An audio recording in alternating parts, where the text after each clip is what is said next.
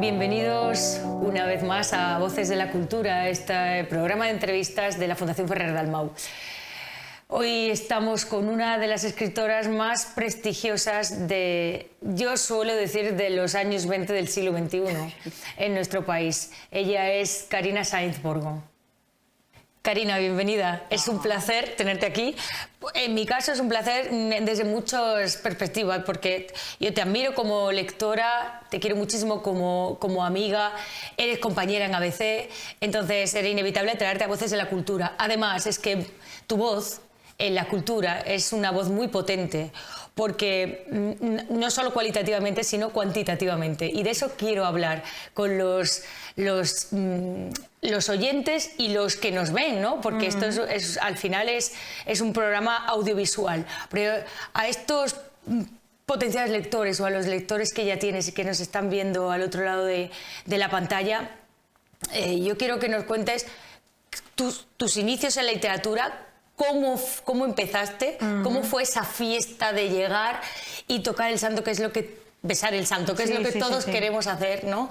Todos soñamos con hacer, y ese sueño se cumplió en ti, con tu primera novela. Cuéntanos cómo pasó. Bueno, primero gracias por la invitación. Aparte que me hace una ilusión tremenda, porque la iniciativa en general del proyecto de la Fundación me parece hermosísima, ¿no? Como ya no se hace, esta idea de pensar como un todo las artes. Pues mira, tú bien lo sabes porque me conoces desde los inicios. Yo llegué aquí en el año 2006 a hacer periodismo, estuve trabajando en El Mundo, trabajé en Voz Populi, trabajé en Tenda, que fue donde tuvimos la suerte de conocernos y de trabajar juntas.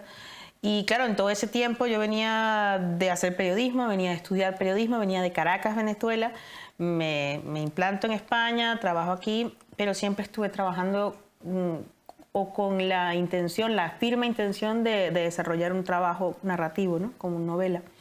Y claro, que el año 2018 termino una primera novela, La hija de la española, que además tú estuviste un poco, conociste los entresijos de mientras la escribía. Y bueno, y ocurre una cosa muy curiosa, que es que bueno, yo la gente me conocía en el mundo periodístico, me conocían como entrevistadora, me conocían como reportera, pero quizás no me conocían como novelista. Y claro, la novela La hija de la española, ocurren esas cosas extrañas que ocurren con los libros, y tuvo muchísimo éxito en su momento, ¿no? Un éxito además en el año previo a la pandemia, que publicó con Lumen, y luego se publica y se traduce, y los derechos de traducción, digamos, pasan a un montón de editoriales, digamos, de las casas que yo más quería, ¿no? Y las que más admiraba, europeas, sobre todo europeas. Y bueno, y ahí empieza una línea, una novela muy política, muy del realismo, que me dio muchas satisfacciones, pero también me plantó ante muchas dudas, ¿no? Sobre qué es un autor. El libro funcionaba muy bien porque hablaba de la Venezuela, digamos, de esa Venezuela convulsa política, pero yo no era una activista ni estaba haciendo un reportaje. Para mí era una novela en la que yo lidiaba con una serie de fantasmas, ¿no? Sobre la pertenencia, la identidad, la migración. Y de alguna manera el hecho de que fuera una experiencia tan una electrocución me obliga a ponerme en la segunda, ¿no? Y a partir de ahí, cuando uno dice, pero se puede, ¿no? Se puede volver a hacer, se puede... Entonces ya empieza un trabajo, digamos, continuo y sistemático como novelista. O sea, llegas a la primera novela porque tú quieres escribir. Ya escribías en blogs. Sí. Ahora hablamos de la segunda novela y de la tercera novela y de la que estás haciendo ahora, pero... claro, tú escribías en el periódico, por supuesto, pero que el periódico al final es una profesión, ¿no? Sí. Porque que es una profesión donde uno tiene que contar y al día siguiente volver a contar, y cosas que no tienen nada que ver con las necesidades internas que uno tiene. Entonces, supongo que así nace tu blog, porque ahí vamos, ¿no? Hay un blog que se llama... Crónicas Barbitúricas. Crónicas Barbitúricas, que nace antes que la novela. Muy pronto, nace en el 2006. Nace en 2006, que es cuando tú llegas a España. Sí, es ese año. Totalmente. Y entonces, y es verdad que luego ese blog se convierte en un libro, se publica en Círculo de Tiza. Y leer, yo ya te leía en ese blog, muchos leíamos ese blog interesantísimo de una chica muy joven que escribía experiencias del asombro de llegar aquí, de un país en pleno desguace, ¿no? Sí. Como era Venezuela, vamos. Entonces, y sigue siéndolo, pero ¿cómo se te ocurre, qué necesidades te llevan a ti a escribir crónicas barbitúricas? Porque yo acababa de llegar a España, tenía 24, 25 años y para mí escribir era una cuestión natural, ¿no? Pero me di cuenta que yo anímicamente necesitaba escribir porque era una manera de comprender, era como convertir el cambio en un objeto que yo podía describir. Entonces, claro, eran unas crónicas a veces muy naif, otras muy emocionales, otras muy viscerales, pero yo necesitaba escribir, era una cuestión que era una necesidad física. Si yo me iba a unas fiestas de La Paloma y llegaba a las 4 de la mañana, yo tenía que contar la crónica de aquel inglés insolado, rodeado de señoras asiáticas que intentaban como colocarse de alguna manera, ¿no? Bueno, que prostitutas, digo yo, que eran prostitutas, pero bueno, ese no es el punto. El punto es que yo necesitaba escribir todo el tiempo. No importaba lo cansada que estuviese, no importaba lo necesitaba, porque era una manera de poner las cosas en orden, ¿no? Porque la crónica periodística yo creo que siempre está allí como un salvavidas, como un barbitúrico. O sea, que por eso es que el libro decía escribir para matarse, escribir para no matarse, ¿no? Y a mí me parecía que era una manera de vaciarme, de volcarme en ello. Y cuando justamente empiezo a trabajar en Senda, que es quizás el de los sitios donde mayor libertad creativa y literaria tenía, empieza como a cambiarme la prosa, ¿no? Y empiezo a necesitar escribir una novela. También es cierto que había intentado escribir 2 anteriores que eran horrorosas, eran horrendas, eran horribles, porque eran una novela inexperta, yo no había leído lo suficiente. Y crónica, el acto de leer, escribir, o sea, a medida que iba escribiendo, iba descubriendo nuevos autores. Entonces eso era como un ejercicio, como una constante práctica, ¿no?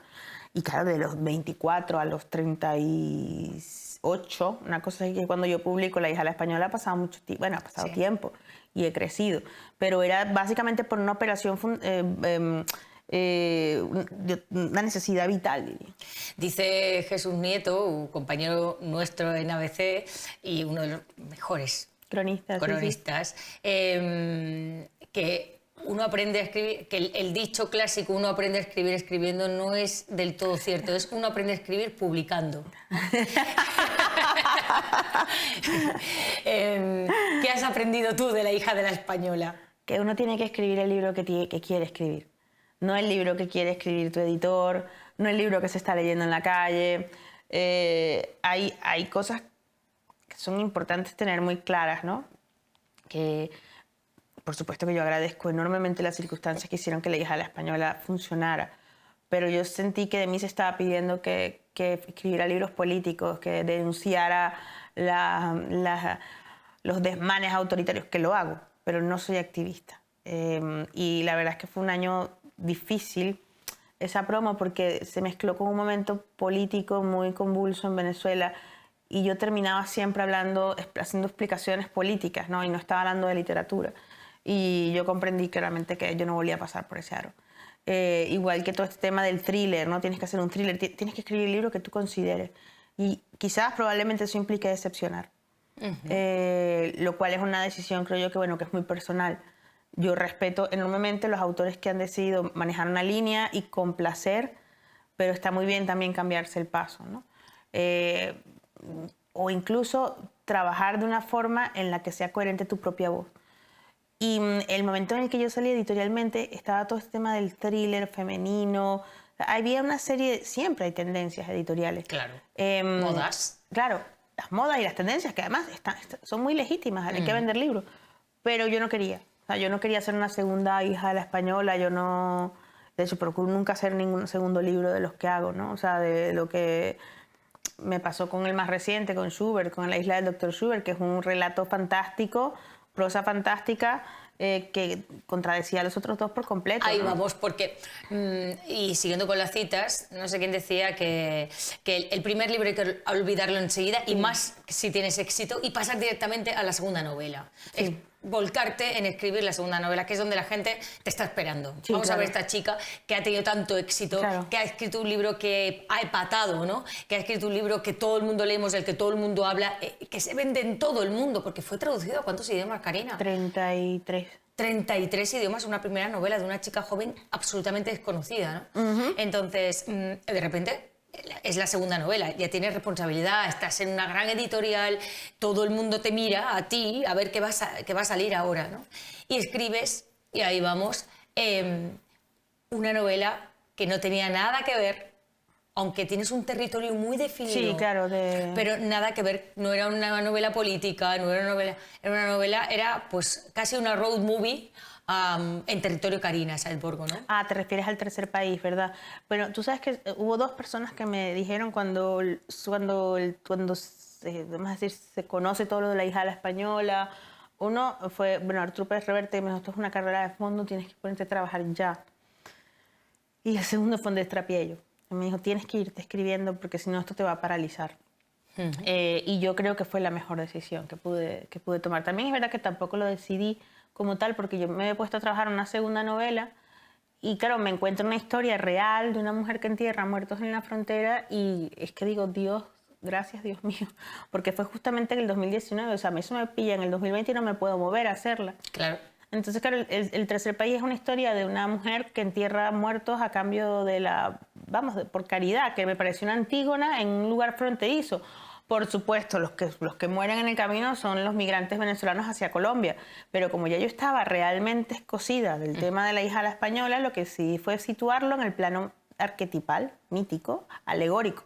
Y de ahí sale esta historia, ¿no? De una madre que llega con sus hijos muertos con unas cajas de zapatos para que los entierre Visitación Salazar, que es la enterradora. Y ese libro sale en el 2021, porque yo como que he intentado de manera intuitiva publicar cada dos años, 2019, 2021, 2023 y espero que el 2025 sea el siguiente. Pero claro, salió en un momento de pandemia. Claro. Post-pandémico, en donde yo sentía que el ánimo, el humor colectivo, el humor del mundo era vamos a reírnos, vamos a beber, vamos a intentar, por favor, tomarnos una cerveza antes de que nos vuelvan a encerrar. Entonces, no lo sé, pero el libro ha vivido largo tiempo también, Sí. el tercer país. Ha vivido un antes y un después de la pandemia, que eso... Claro. Eso nadie se lo esperaba, ¿no? Claro, en ese porque sentido. coincide que sale en Alemania, Francia, Italia no tanto, pero Alemania y Francia salió después de la pandemia y en Francia tuvo muchísimo éxito. No, yo también creo en ese sentido que la industria, uno aprende con los distintos editores cómo se comporta cada mercado, ¿no? Y cómo se comporta cada perfil de un editor, ¿no? Cuánto un editor deja vivir los libros. Quizás mi experiencia con sellos fuera es que publican menos y les dan un poco más de vida. El panorama editorial español está sobredimensionado desde mi punto de vista. Claro. Es que lo está, de hecho, al hablar con libreros o hablar con los propios lectores, cuando uno se asoma a esos encuentros con lectores de los escritores, se da cuenta de que no hay tiempo para tanta novedad. Ni espacio en las librerías. Ni espacio. O sea, cuando el mes estrella de las novedades, que es septiembre. O sea, septiembre, octubre, noviembre. Tú ves que las devoluciones en verano aumentan en las librerías para dar cabida a todo lo que viene, que normalmente suelen ser los autores de mucha potencia de fuego y con mucha pegada, ¿no? Pero bueno, eso ya es una cuestión con la que uno tiene que asumirlo. Son ¿no? las reglas del juego. Son las reglas del juego, exacto. Es como enfadarme por lo que existe la ley de gravedad, ¿no? Pero sí es cierto que se nota mucho de un momento a otro, ¿no? El cambio entre un perfil y otro. Creo que algo que parece mentira, pero sí influye, es la falta de una crítica profesional. La crítica literaria profesional ha decaído de manera estrepitosa. Es verdad.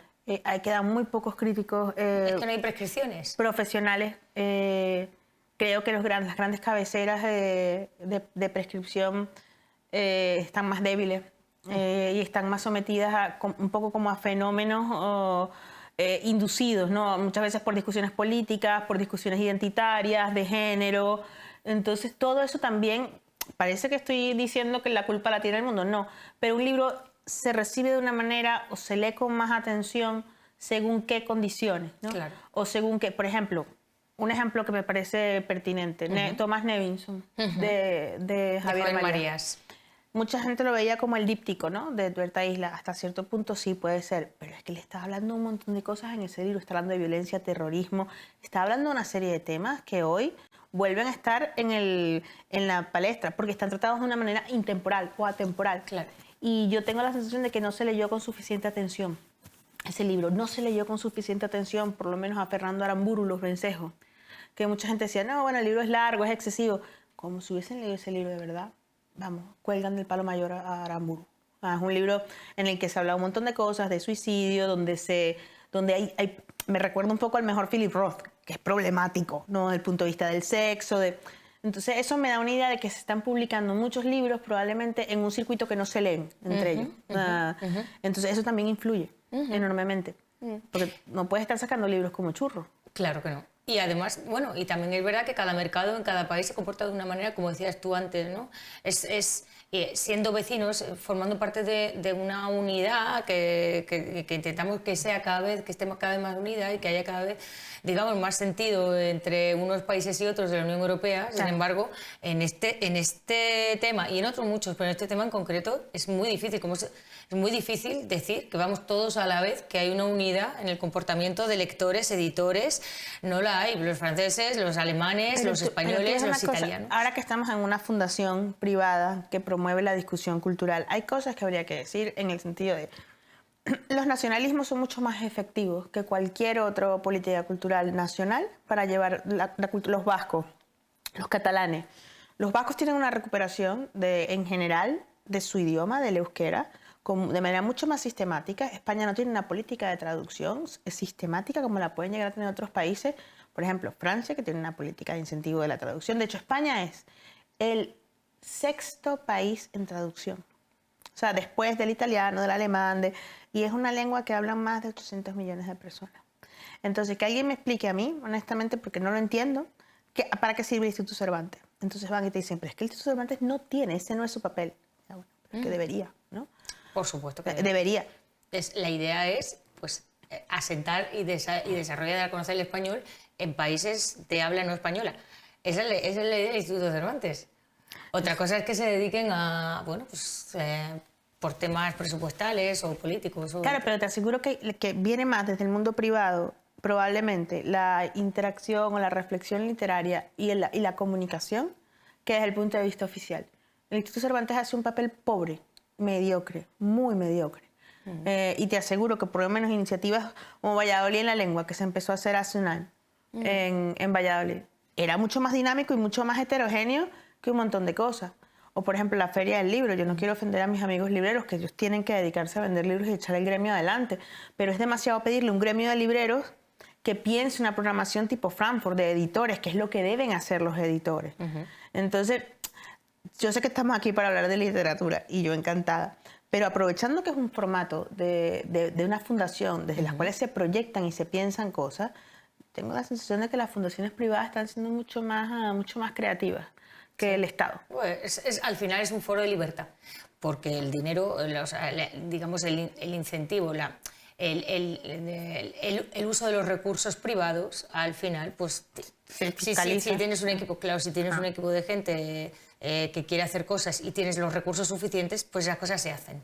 Si estás en un medio público, si estás en una editorial gigantesca, que ese es el problema, y ahí vamos también.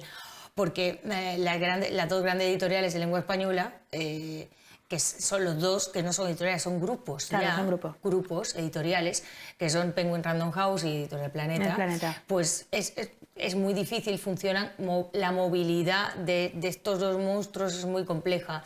Yo recuerdo que Pilar Reyes, sí, una de las editoras más importantes ahora mismo del mundo, ¿no? Porque sí, sin duda. En España y en Latinoamérica decía, somos un avión en marcha, sí, no se puede parar. Claro. Pero tú sabes que hay una cosa, por lo menos Pilar Reyes, como directora de Alfaguara y como una mujer de mucho peso en Penguin, yo creo que ella continúa un proceso que empezó un personaje que fue Claudio López Lamadrid, que además falleció hace demasiado pronto, hace 5 o 6 años, pero el catálogo de Claudio empezaba a mirar a América Latina. Es decir, yo creo que se conocía a Sergio Pitol, se empezó a leer mucho más al propio Caparrós. O sea, sí, él hizo realmente un puente, sí, entre España y porque además los escritores latinoamericanos tendemos a reprocharle a España una falta de interés, ¿no? Y yo creo que también es mutuo. O sea, yo creo que en América Latina la literatura española contemporánea no permea también por una cuestión de desinterés. Creo que muy pocos autores, Ray Loriga, por ejemplo, es que Ray Loriga es como capilar, todos los que teníamos 18 o 15 años leíamos héroes, o sea, él era nuestro rockstar, ¿no? Absolutamente. Y sigue siéndolo, yo no sé si hay alguno, ¿no?, que tenga ese perfil. Ahí hay algo, ahí significa algo, ¿no? Que que está esta idea de la literatura latinoamericana, olvídense, es que ya no es el boom, o sea, eso ya no existe, ¿no? Entonces hay como unas visiones desfasadas, ¿no? Muchísimos autores contemporáneos españoles que son fantásticos y que no conocen América Latina. Luis Landero, o sea, ya me refiero o sea, ya no hablemos de Almudena Grandes, o bueno, quizás Rosa Montero, Pérez Reverte. Rosa Montero y Pérez Reverte son de los dos más leídos, más conocidos. Pero bueno, María Dueñas, por supuesto, ¿no? Pero, ¿dónde está o sea, la industria del libro francesa y alemana son infinitamente más potentes? ¿Por qué? ¿Porque son mejores? No. Creo que tienen un pensamiento divulgativo mucho más poderoso, mucho más... Y cuando me refiero a eso, me refiero a la propia prensa, me refiero a los lugares de discusión intelectual. Yo amo España y es el sitio en el que yo vivo. Pero de un tiempo a esta parte veo más claramente algunas cosas que tendríamos que prestarles atención. De hecho, no sé si ese premio, uno de los premios internacionales más importantes, más prestigiosos, el año pasado le fue otorgado a Carina Saimbor, te fue otorgado a ti, además por una novela, por esta novela que hablábamos que nació en pandemia y se desarrolló en una doble vida, ¿no? Sí, afortunadamente, el premio Michalski. Y no sé, realmente es un premio muy poco conocido públicamente, pero es un premio muy prestigioso dentro del mundo de la literatura, ¿no? A mí bueno, para mí eso fue una alegría gigantesca, porque ese premio, como tú dices, además es una fundación privada suiza. Por ejemplo, ahí ha estado George Sand, de Este Oeste, de Torcachu, la premio Nobel. También fue premiada con el Michalski. De hecho, ella estaba en la ceremonia porque estaba haciendo una residencia. Quiero decir, pero fíjate una cosa, ese premio se convoca para novelas en todos los idiomas. La edición premiada en el Michalski del Tercer País es en español. Es en español. Por supuesto que había coincidido con la salida en Francia y bueno, y estaba la edición de Gallimard ahí. Entonces, mi pregunta es, bueno, hay un interés por el cosmopolitismo, por dar voz a distintas lenguas, porque el punto es la lengua. La biblioteca que tiene la Fundación Michalski es una cosa impresionante. O sea, de la cantidad de idiomas, para ellos todos los idiomas tienen el mismo peso y tienen el mismo valor. Entonces, a mí me asombra, por ejemplo, que tengamos más de 10 años después del último Nobel en español y llevan dos franceses entre medias, Annie Ernaux y Modiano.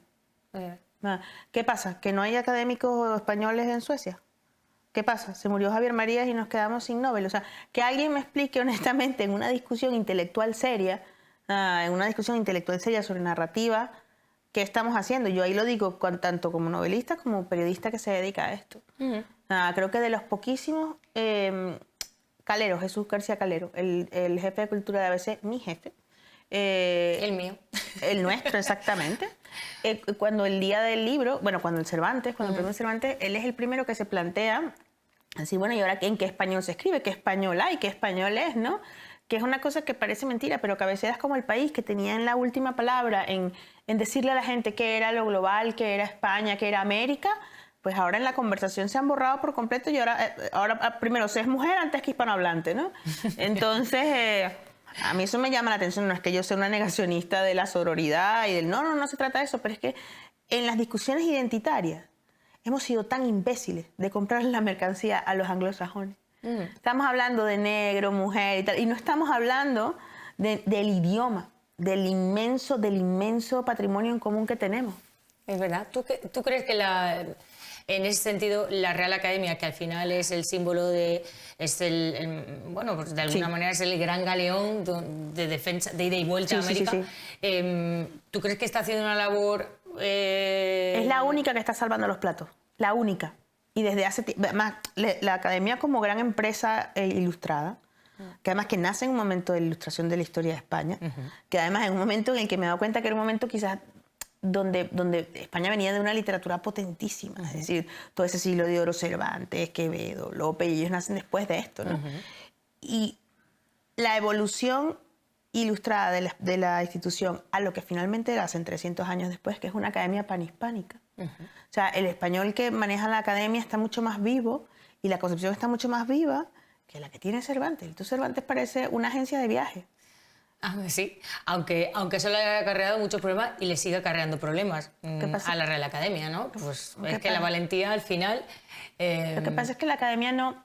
La academia recoge, como tú bien sabes, porque formaste parte muchos años de esa institución, una academia estudia un lenguaje, cómo se comporta, cómo es el comportamiento de las palabras. No está constantemente apagando fuegos, ¿no? Y hay unos grandes trabajos de estudiar la lengua. En España ha cambiado muchísimo y para bien.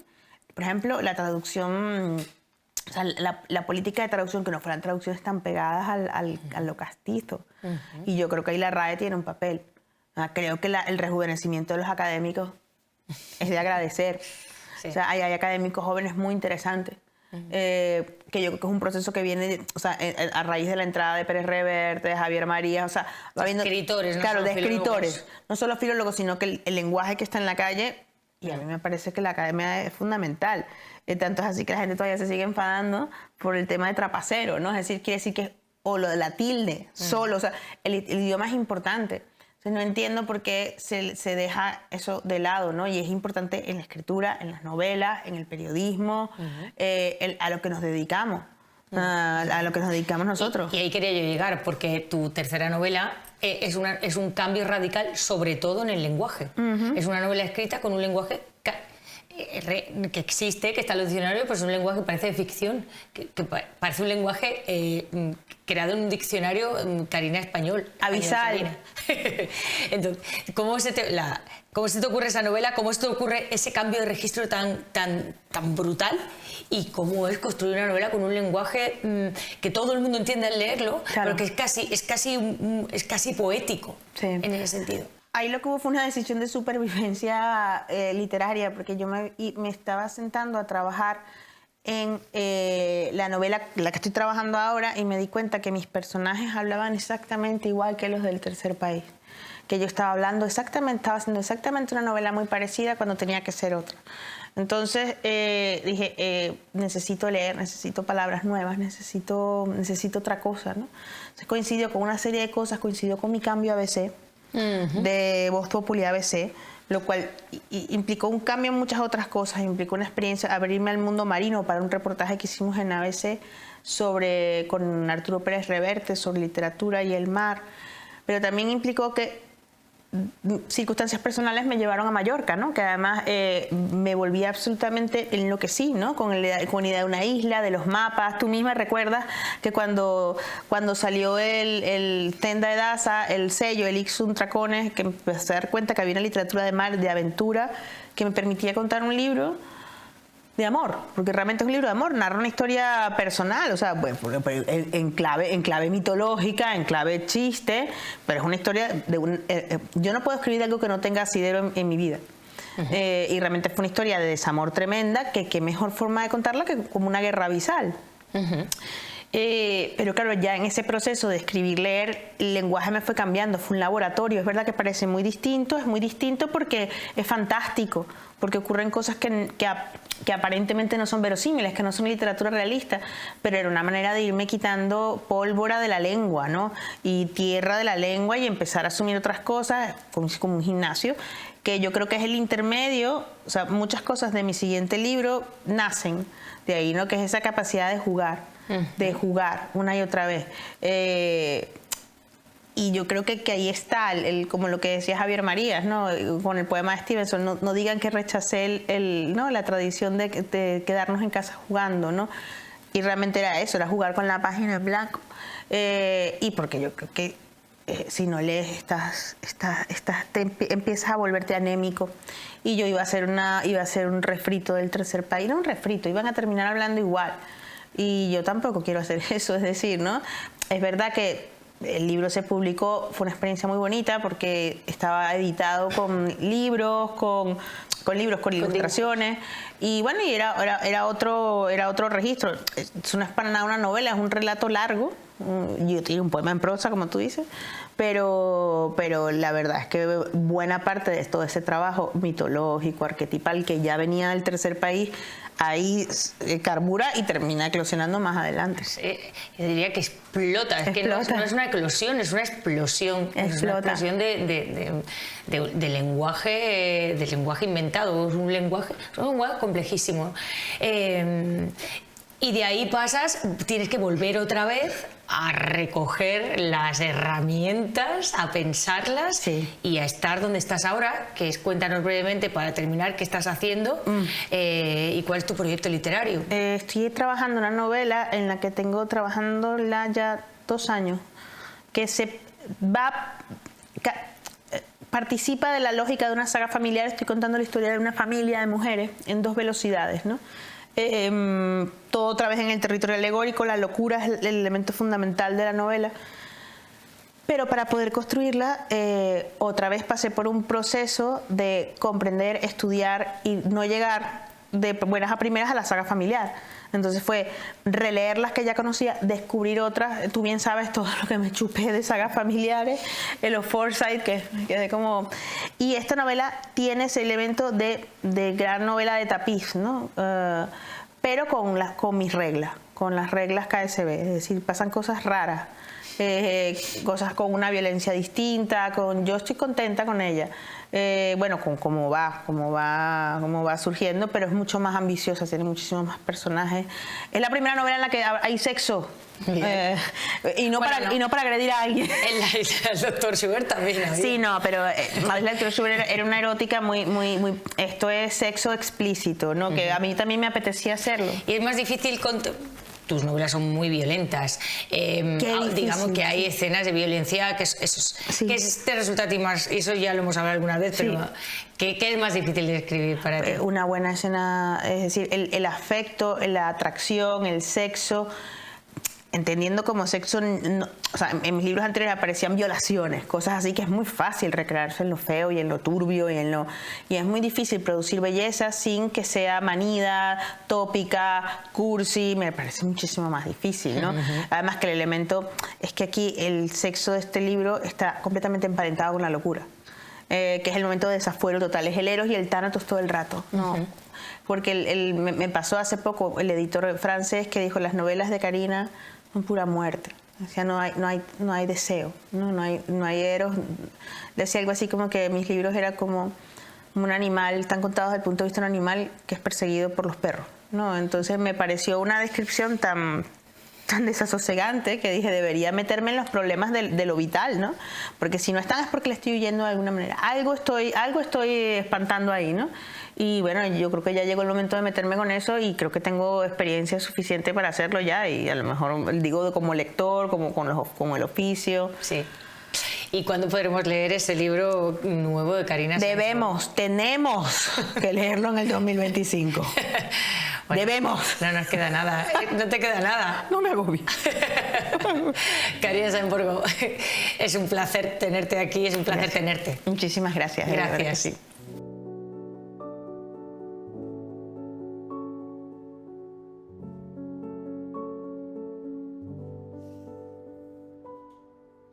Dalmau, te quiero.